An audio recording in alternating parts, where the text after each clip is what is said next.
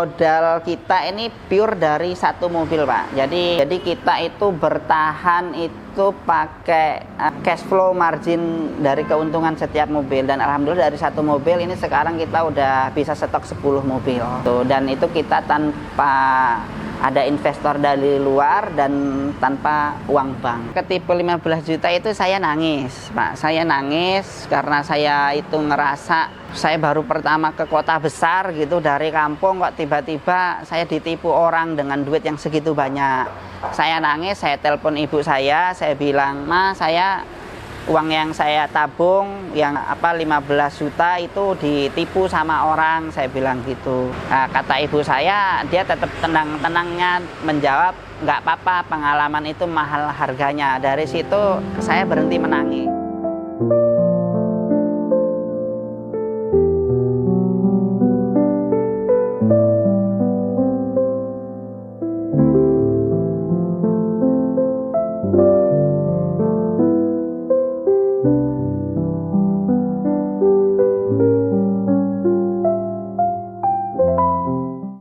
Assalamualaikum warahmatullahi wabarakatuh. Perkenalkan, nama saya Adi Hermawan, owner dari showroom Prajurit Motor Indonesia yang beralamat di Jalan Raden Gunawan, Perumahan Grand Paramount. Saya asal kelahiran Lampung Timur, 10 September 1994. Saya lahir dari keluarga yang memang kategori tidak ada ataupun miskin. Orang tua saya dulu usahanya cari rongsokan. Saya nggak pernah berpikir ataupun saya nggak pernah punya cita-cita untuk menjadi orang sukses. Tapi dulu cita-cita saya adalah menjadi pengamen di lampu merah. Karena memang waktu itu di kampung saya itu di pedalaman sana itu kan masih rumah saya pun juga belum ada listrik, jadi masih pakai lampu uble itu. Jadi saya pun nggak kepikiran mau sekolah, bahkan mau pakai jam tangan seperti ini pun saya juga nggak pernah kepikiran. Yang saya lihat di TV itu kok enak orang ngamen dapat uang gitu kan. Nah dulu itu cita-cita saya seperti itu. Makin dewasa saya juga makin berpikir, Pak. Waktu itu saya masih SD ya, masih SD itu saya masih punya perasaan itu kok di desaku ini banyak banget orang miskin, bahkan untuk makan pun mereka susah. Saya juga tahu bahwa keluarga saya pun waktu itu miskin gitu kan, rumah juga masih geribik. Setelah geribik itu berubah jadi papan. Papan itu pun pakai papan pohon kelapa, Pak, dulu itu, Pak. Jadi masih geribik yang bolong-bolong itu. Kalau makan itu hari-hari keluarga zaman dulu itu tahun 90-an itu masih pakai tiwul sama sambel. Makan nasi putih itu keluarga saya jarang karena memang saat itu beras itu mahal. Nah, dari kecil itu saya memang waktu SD saya udah bisa berpikir kalau saya nantinya nggak sukses, siapa yang memberi makan mereka? Orang miskin dalam hati saya kan. Jadi saya harus punya pondasi ataupun pemikiran yang memang saya bisa ngasih makan mereka, termasuk ya orang-orang miskin di tempatku gitu kan. Terus saya SD, saya SMP, saya SMA, alhamdulillah itu tidak pernah bayar sepeser pun. Nah kemudian saya lanjut kuliah, alhamdulillah saya diterima dengan beasiswa. Dan saat itu saya diberi beasiswa oleh pemerintah, itu dapat 7.500.000 per semesternya. Waktu itu saya kuliah di Universitas Lampung, Pak. Waktu itu saya mendaftar jalur bidik misi dan alhamdulillah diterima di Universitas Lampung jurusan Ekonomi Pembangunan, Fakultas Ekonomi dan Bisnis Universitas Lampung. Nah, angkatan berapa, Mas Adi? Saya kuliah di Unila angkatan 2013, Pak. Nah, di saat pertama kuliah itulah saya bertekad untuk usaha. Kenapa? Karena memang saya harus meneruskan ataupun melanjutkan keinginan saya waktu saya kecil. Jadi saya masih punya keinginan waktu kecil, saya belum kesampaian, dan di situ saya bisa ngumpulin uang dari beasiswa itu, dan dari SMA juga saya udah nabung karena dulu nggak kenal investasi, kenalnya nabung. Jadi uang itu terkumpul sehingganya saya di situ pengen usaha. Nah di saat waktu saya usaha itu saya itu pengen buka franchise cappuccino cincau, Kak. Pada saat tahun 2013 itu untuk di Lampung ini kan di universitas itu banyak banget booth-booth es minuman gelas itu. Nah, waktu itu yang terkenal cappuccino cincau, dan saya mau franchise itu cappuccino cincau itu, dan saya ketemu orang di HP. Nah, itu melalui BlackBerry Messenger waktu itu pada zamannya, karena memang belum ada Android. Jadi saya itu untuk melanjutkan pendidikan ke lebih tinggi memang didukung oleh keluarga, karena dari keluarga ayah, keluarga ibu itu tidak ada satupun yang sampai ke jenjang kuliah ataupun SMA, Pak. Jadi rata-rata kalau dulu itu SD, waktu itu SLTP atau apa gitu, itu pendidikan paling tinggi dari keluarga ayah dan ibu. Makanya saya juga didukung untuk kuliah, meskipun entah bagaimana caranya. Misalkan orang tua nggak bisa ngasih makan tuh anaknya, yang penting tuh bisa menyentuh bangku perkuliahan, emang didukung. Dan alhamdulillahnya waktu saat itu juga keluarga juga setelah dari rongsokan itu, keluarga juga usaha dagang gula merah. Nah, di saat dagang gula merah itu ya alhamdulillah sudah tercukupi, Pak, untuk kebutuhan sehari-hari, dari yang tadinya cari rongsokan terus ke gula merah. Nah, orang tua juga cukup lama menekuni gula merah itu sekitar 15 tahun apa 20 tahun gitu untuk dagang gula merah itu gitu. Saya ini pertama ingin dagang ataupun bisnis itu jualan cappuccino cincau. Nah, itu saya ketemu sama orang yang memang belum saya kenal, karena memang saya punya kisah yang pahit, makanya namanya selalu saya kenang. Karena pada saat itu uang 15 juta itu sangat besar bagi saya, dan itu dibawa sama yang nipu saya. Ada ditelepon sama orang dari tempatku itu, termasuk bapakku dari kampung. Saya ditelepon, gimana kuliah sama usahamu yang cappuccino cincau itu? Ya saya bilang kan, udah bangkrut, itu udah lama orang ditipu, saya bilang gitu kan. Nah terus ini ada mau pembangunan proyek tol di Lampung kan gitu. Nah, ini ada investor mau ngasih dana, kamu mau nggak ngerjain, nanti kamu yang jadi direkturnya, katanya begitu, kata teman bapakku, kata temennya orang tua saya itu gitu kan, nelpon saya. Oh beneran Om, saya bilang iya nggak apa-apa, ya udah saya mau, tapi kamu bikin CP dulu, kata dia gitu. Nah, CP itu nanti kita daftarkan sama BUMN untuk ikut proyeknya gitu kan. Oh ya boleh. Nah, singkat cerita beberapa bulan gitu kan kita ketemu, kita meeting, terus saya bikin CP jadi, kita kasih ke waskita gitu kan.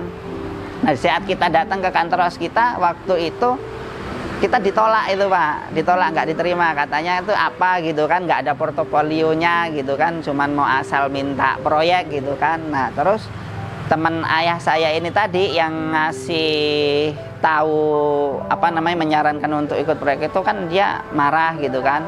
Lah kita kan di sini mau kerja bukan mau maling gitu kan. Akhirnya singkat cerita kita datang yang kedua kalinya, kita di ACC sama waskita untuk diberikan proyek itu tadi gitu. Itu kita supply, kita waktu itu supply pasir, Pak. Sebenarnya mereka itu suruh milih, kita bisa supply Pak semen, besi, batu, pasir gitu kan.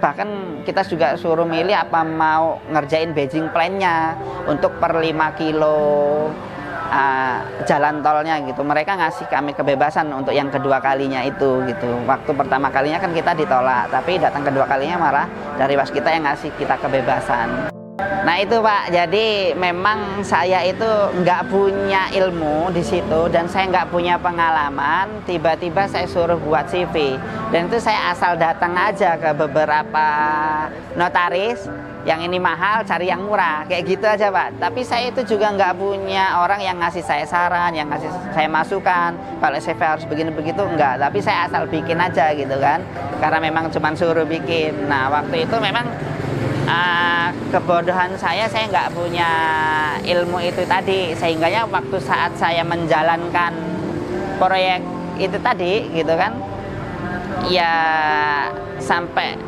dari waskita pun nggak bayar ke kita gitu, Pak.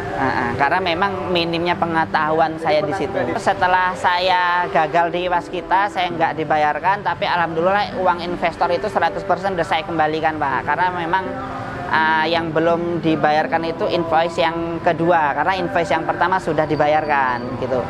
Nah, di situ saya nggak putus asa, saya tetap berusaha. Itu saya buka travel agent. Travel agent itu untuk penjualan tiket pesawat. Nah, saat itu saya sama juga mengalami kegagalan atau kebangkrutan. Selama 1 tahun saya bayar karyawan itu saya nombok karena pendapatannya itu tidak mencukupi untuk operasional. Karena memang waktu itu belum ada Traveloka. Setelah saya buka, Traveloka muncul di TV, Pak. Gitu. Nah, itu ada yang online. Jadi saya jualan manual, betul. Saya jualan manual, ternyata online di TV muncul gitu. Itu tahun 2016, Pak. Dan akhirnya bangkrut juga. Banyak, Pak. Waktu itu sewa ruko itu 15 juta per tahun, sama nombokin karyawan itu kurang lebih 12 juta per tahun. Jadi itu kerugiannya sampai uang saya 0 rupiah gitu kan. Saya pinjem teman itu 50.000 untuk makan dan buat beli bensin motor pulang ke kampung Lampung Timur, pulang ke halaman. Jadi di saat saya itu bangkrut, uang sudah habis 0 rupiah, itu saya masih kuliah, Pak. Itu 2016, itu berarti 2016 itu saya semester 6. Nah, semester 6 karena saya kuliah itu sampai semester 14, Pak. Jadi saya itu nangis, Pak. Saya nangis di pojokan kamar setiap malam, setiap tidur saya nangis, dan itu setiap hari saya nangis. Saya kalau ingat sampai saya pun makan nasi bungkus itu dikasih teman, saya pinjam uang teman, itu saya pulang kampung 50.000. Pas saya di kampung itu saya ketemu sama sopir sawit itu kan. Waktu itu dia nawarin saya lagi minum es Marimas itu kan, harga cuman 2.000 rupiah kan di warung pecel gitu kan. Gimana usahamu, Di, katanya kan, untuk di travel agent. Bangkrut, Om, saya bilang gitu kan. Nah, terus lah ngapa kok bangkrut? Ya gimana, sekarang udah ada Traveloka, kemarin kan belum ada Traveloka. Sekarang di semua TV muncul iklan Traveloka, makanya saya nggak jalan lagi usahanya. Oh ya udah, kalau gitu kamu masih punya uang nggak, kata si sopir itu tadi kan. Nah, saya saat itu nggak langsung jawab, tapi saya mikir kira-kira 5 detik gitu kan. Saya pikir, padahal saya nggak punya uang itu, Pak, sama sekali. Di rekening saya nggak ada, di dompet pun saya nggak ada gitu kan. Bidik misi itu kan cuma sampai 8 semester, dan itu saya udah semester ke-6, berarti cuma sisa 2 semester lagi. Berarti sekitar 7 juta lagi uang saya itu kan, yang dari pemerintah itu. Saya asal jawab aja, ada gitu kan. Ada, Om, gitu kan. Yang bener, karena dia orang Jawa kan, yang bener. Nak memang enek, kue tak kai dalan usaha, kata dia gitu. Bener, Om, ada. Ya udah, kamu mau nggak usaha sawit, katanya gitu. Oh, mau lah, Om, saya bilang gitu. Tapi kuliahmu piye lek kue usaha sawit? Nggak apa-apa itu, Om, bisa, saya bilang gitu kan. Akhirnya di situ saya semangat lagi itu, Pak. Semangat lagi. Yang tadinya saya benar-benar down, stresnya tinggi gitu kan, setiap hari saya nangis, setiap mau tidur pun saya nangis gitu kan. Tapi di saat nangis itu saya juga diiringi dengan doanya sama, dari saya SD sampai hari ini pun doanya sama gitu kan, dan itu nggak pernah berubah doanya. Nah, terus dia ngasih peluang, ya udah, kalau gitu dia ngasih step-stepnya itu, Pak. Singkat cerita, saya suruh berangkat ke pabrik kelapa sawit yang ada di Lampung Tengah, namanya itu pabrik Muara Mitra Patimas gitu kan. Saya di sana ketemu sama manajer pabriknya. Waktu itu saya datang pertama kali naik motor dari Bandar Lampung ke Lampung Tengah, sampai 2,5 jam saya naik motor, dan itu setiap hari saya PP berusaha untuk nemuin manajer pabrik. Hari pertama saya datang, saya nggak ketemu, karena saya ketemu sama bagian kasirnya aja. Terus saya dikasih kontaknya sama kasirnya itu, suruh nelpon, saya telepon, bikin janji. Nah, hari berikutnya setelah saya bikin janji baru ketemu sama manajer pabrik itu tadi. Nah, disitulah mulai negosiasi dengan pabrik. Nah, singkat cerita, negosiasi dengan pabrik ini, saya ditanya, kamu bisa kirim berapa sawit dalam 1 hari ke pabrik saya, katanya gitu. Emang ada minimalnya nggak kok? Ya ada, 30 ton. Dia bilang, 30 ton itu 1 hari apa ya? Ya dia mintanya 30 ton satu hari, tapi saya bilang kalau nggak nyampe 30 ton sehari gimana kok? Ya minimal 10 ton satu hari, kamu sanggup nggak? Kata dia gitu kan. Berarti kalau 10 ton satu hari itu hanya satu mobil truk gitu kan. Saya bilang sanggup kok, saya bilang gitu karena memang dia orang Cina. Oh gitu, berarti satu hari 10 ton minimal sanggup ya? Sanggup, saya bilang gitu kan. Jadi dikali 1 bulan itu 300 ton gitu kan. Nah saat itu manajernya bilang, oke kalau gitu saya soundingin dulu sama bos saya, karena saya masih punya bos lagi. Dia bilang gitu, berapa hari kok nunggunya? 2 hari saya kabarin, kata dia gitu kan. Akhirnya saya pulang lagi ke Bandar Lampung. Wah, pulang lagi ke Bandar Lampung naik motor, dapat 2 hari, saya tunggu, saya telepon itu manajernya itu namanya Kosansan. Halo Kosansan, gimana? Waduh saya lupa, saya kemarin habis ketemu bos tapi saya nggak ngomong. Waduh kok gimana, saya udah nungguin 2 hari. Oke lah, besok saya ketemu lagi sama bos saya, dia bilang gitu kan. Tunggu ya 2 hari lagi, kata dia gitu kan. Akhirnya saya nunggu lagi 2 hari lagi, dan ternyata dia yang nelpon saya waktu saat itu Pak. Saya ditelepon, Mas Adi, sampean di ACC sama bos saya. Besok udah bisa saya buatkan nota kerjasama. Besok juga udah bisa kirim sawitnya. Oh bener kok, bener. Ya sudah kalau gitu. Oke gitu kan. Akhirnya di hari itu saya langsung kirim sawit Pak.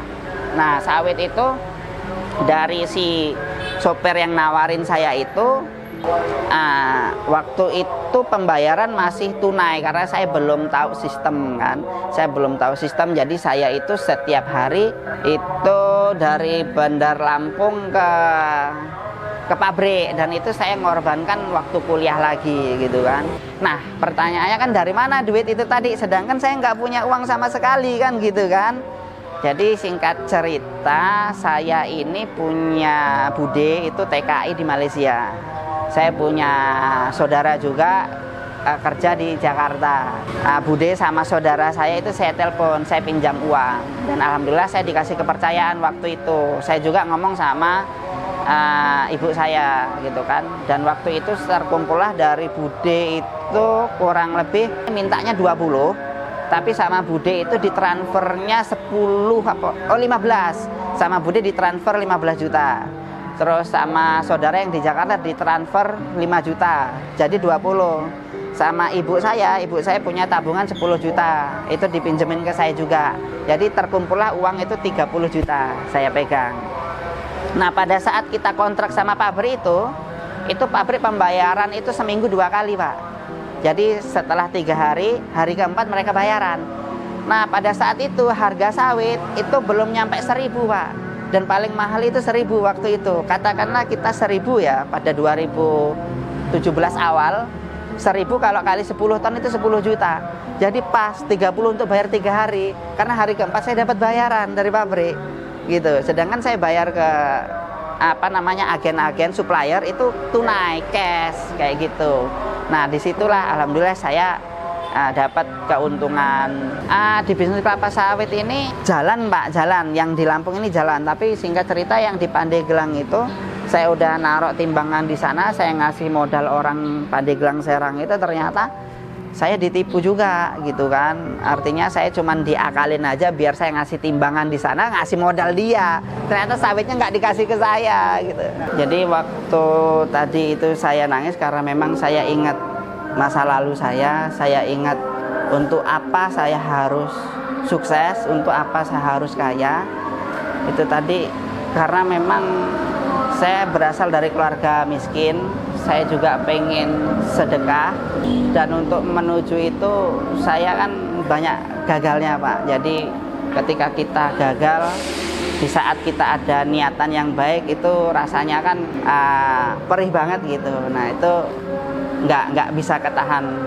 Nah jadi saya punya sejarah Pak ya, saya pernah nangis di bawah meja ini. Nah meja ini jadi saksi. Dulu pun meja ini saya belinya itu bekas Pak ini Pak, bukan baru. Karena memang kan kita belum ada uang waktu itu kan. Ini waktu usaha sawit? Ini saya beli masih di tour travel yang saya juga bangkrut. Selama 1 tahun itu saya nombokin karyawan itu. Dan saya pernah nangis di bawah meja sini. Nah, di bawah meja sini saya nangis waktu di tahun 2018 18-19 itu saya ingat betul saya nangis sendirian di bawah meja ini di kantor. Itu saya masih usaha kelapa sawit waktu saat itu. Yang bikin saya nangis waktu itu saya merasa sangat-sangat tertekan, saya merasa stres, saya nggak tahu lagi harus gimana ngejalanin usaha, saya nggak tahu lagi gimana harus untuk mencapai cita-cita. Bahkan saya udah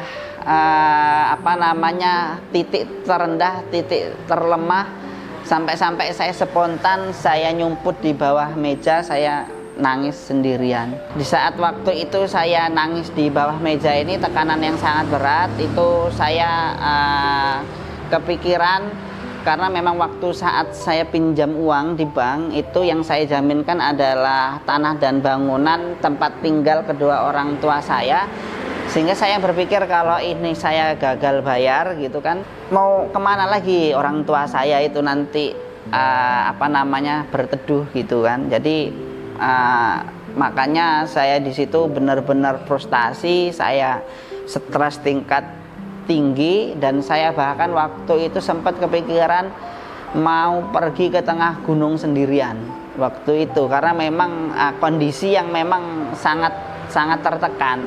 Tapi saya berpikir lagi, kalau saya pergi bagaimana nasib orang tua saya, bagaimana nasib keluarga saya, saudara-saudara saya, bagaimana nasib orang-orang yang miskin di sekitar saya.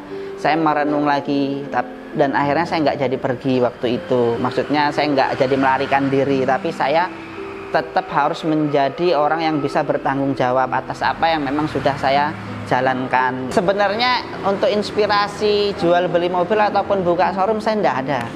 Saya nggak pernah punya kepikiran mau usaha dagang mobil ataupun buka showroom mobil. Nah, pada saat sebelum saya usaha mobil ini, saya ini kan kemarin sempat bangkrut juga di jagung ya. Saya bertani jagung, nanam jagung itu dua kali tanam, dan itu semuanya bangkrut juga.